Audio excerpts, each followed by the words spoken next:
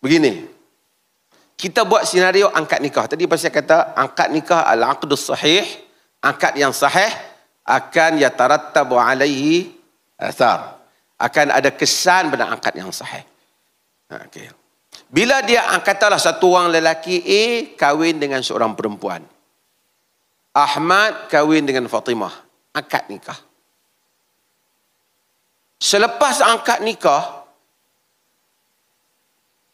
kalau kita kata dengan angkat nikah saja Ahmad wajib bagi nafkah pada Fatimah. Fatimah pun angkat nikah dah tahu.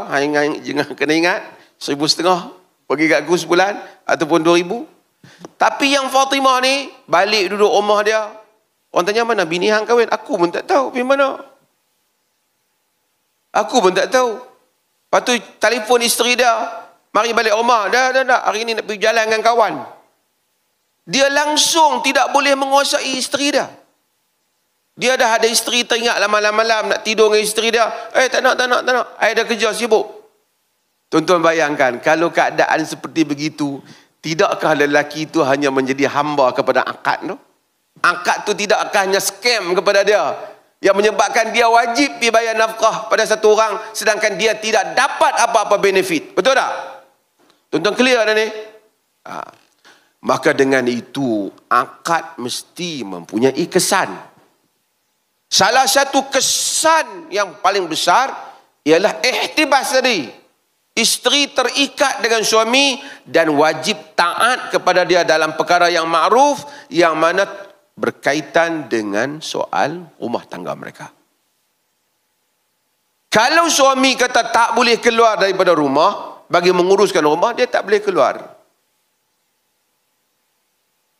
Kalau suami kata kepada dia, aku ingin menggaulimu sekarang, dia mesti menerima pergaulan itu, hubungan seks itu, kerana ia telah akal itu telah menghalalkannya.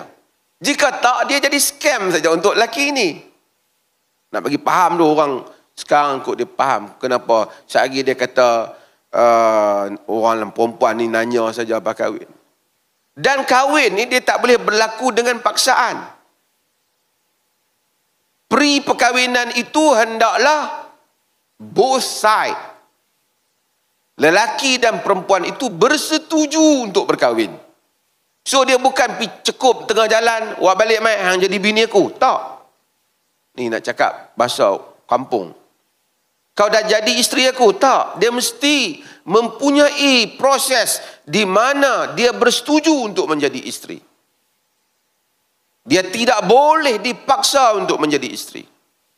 Setelah dia bersetuju, berartinya dia bersetuju lelaki inilah yang qawam di dalam rumah tangganya. Lelaki inilah yang akan menguruskan rumah tangganya.